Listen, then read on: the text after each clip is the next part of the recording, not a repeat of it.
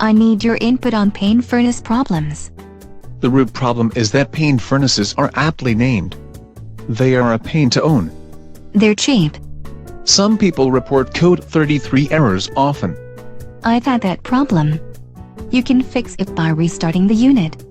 The problem is that it won't stay on until you fix the airflow problems, though whether it is a pinched air duct or clogged filter I can't say. We maintain the unit, from winterizing it properly to cleaning the sensors to changing out the filters seasonally. A Payne furnace needs to have the filters at least checked every month, if not replaced it often. At least that's cheaper than a new control board. Oh, they get that sometimes too. A separate problem they have is the flame rollout sensor.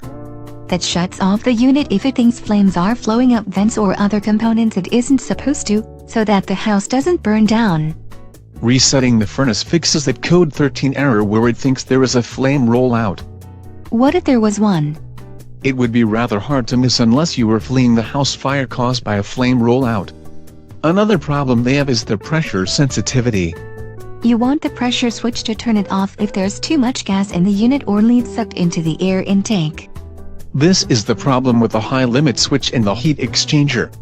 It should turn off the gas if the temperature is above the upper limit. Sometimes it shuts things off even when there's nothing wrong. That would be a problem. They also break faster than the standard 3 to 4 year lifespan of other brands' limit switches. I can keep extra limit switches along with extra pressure switches.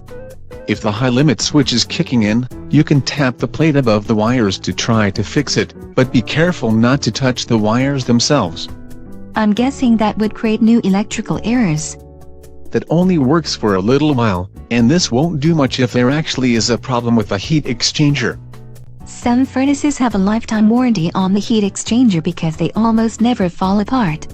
The blowers and control panels will be replaced several times before that happens.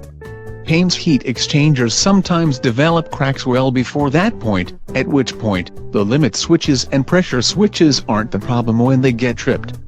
Yeah, the heat exchanger itself is the problem.